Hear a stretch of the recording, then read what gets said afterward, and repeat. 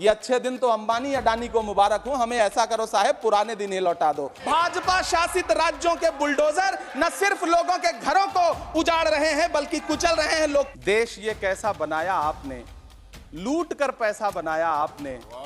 देखिए जलते दिए भी बुझ गए, अजब दीपक राग गाया आपने। नौकरी मांगने वाले नौजवानों पर लाठियां बरसाने वालों, आपने इस बजट में युवाओं को क्या दिया? वायदों से ज्यादा इनके नारों पे बात करूंगा। पहला नारा था बहुत हुई महंगाई की मार, अब की बार मोदी सरकार। लोगों के सरों पर छत देने वाले प्रधानमंत्री जी के जुमलों से अलग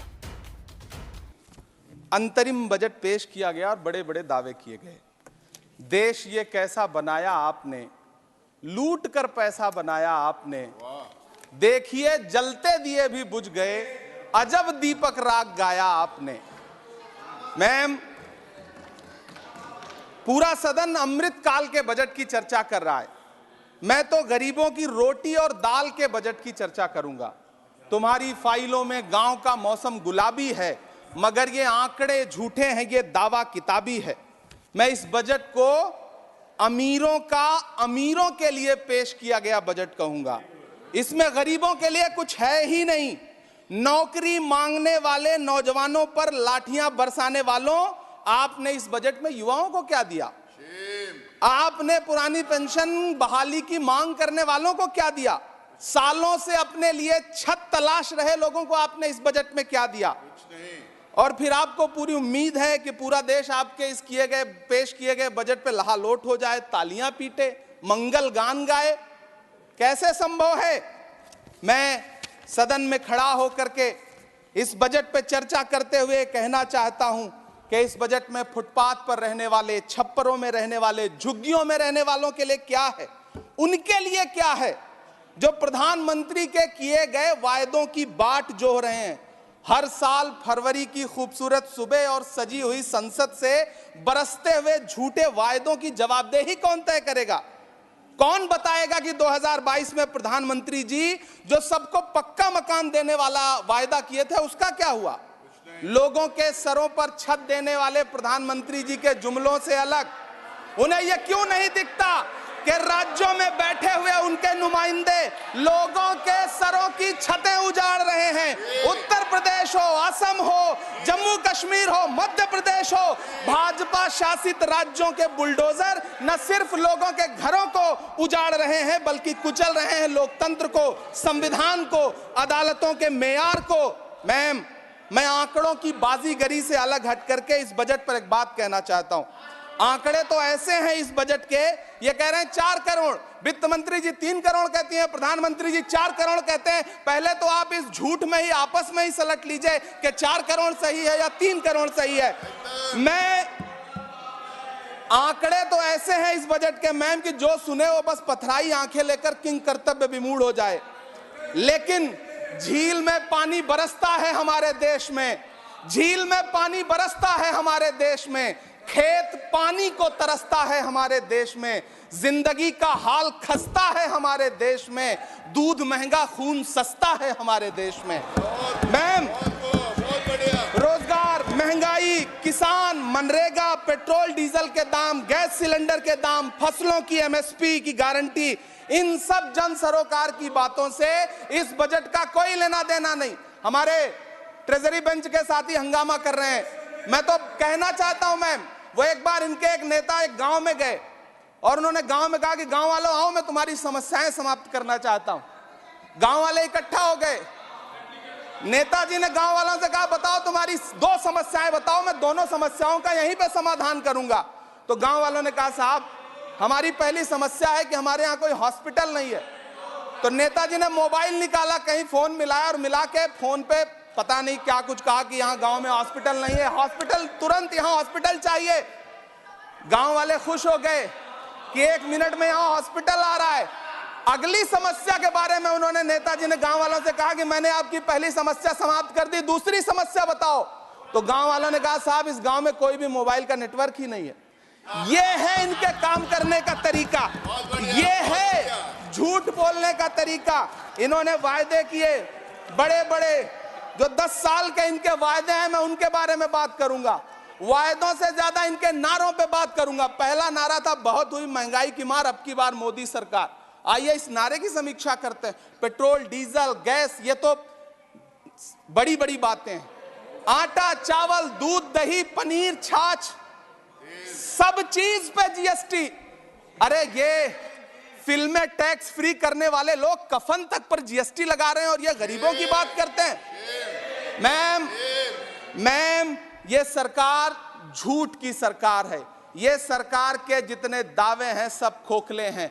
आज प्रधानमंत्री जी कह रहे थे सबका साथ सबका विकास। ये कैसा सबका साथ सबका विकास है कि मौलाना आजाद नेशनल फेलोशिप आपने बंद कर दी, आपने माइनॉरिटी डिपार्टमेंट का बजट घटा दिया।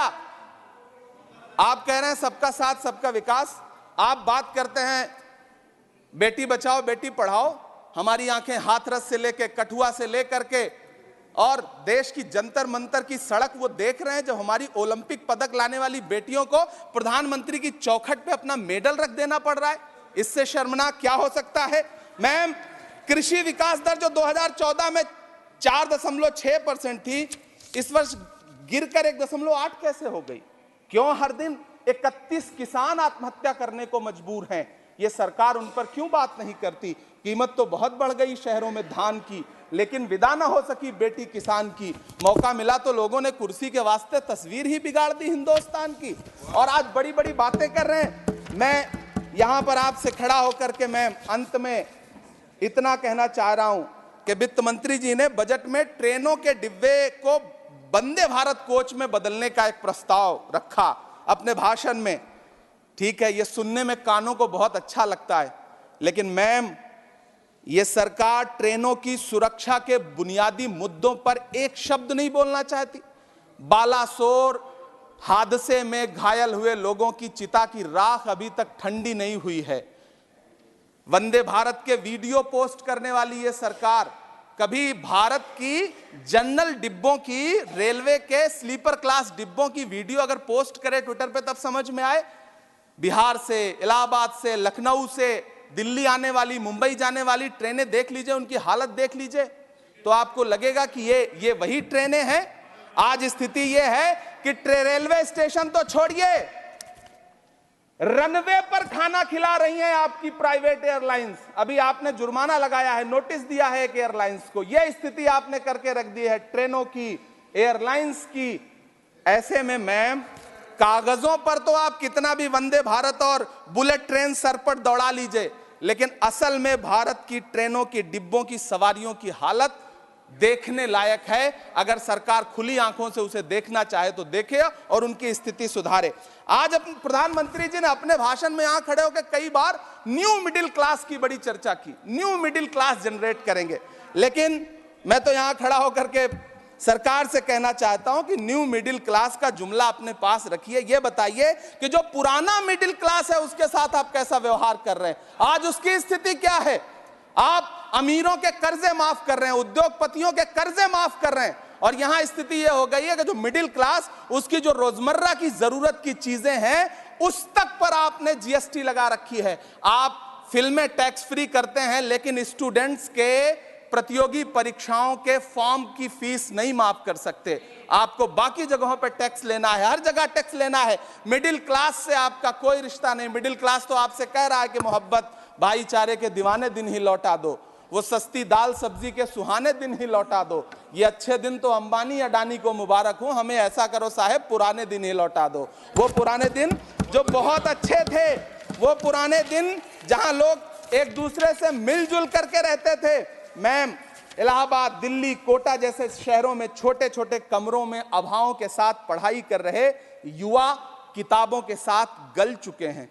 उनके हिस्से अधेड़ अवस्था तो आई है, लेकिन नौकरी और रोजगार नहीं आया।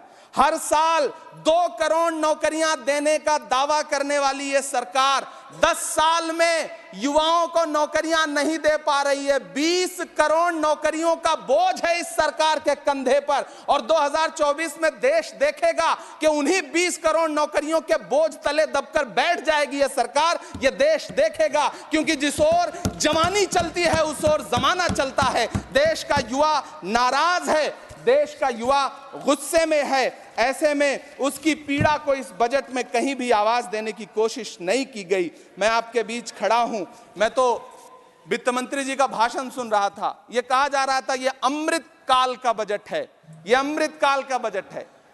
ये कौन सा बजट है ये बाद में तय होगा, लेकिन मैं इतना जानता हूं कि ये इस सरकार का अंतिम बजट है, आखिरी बजट है।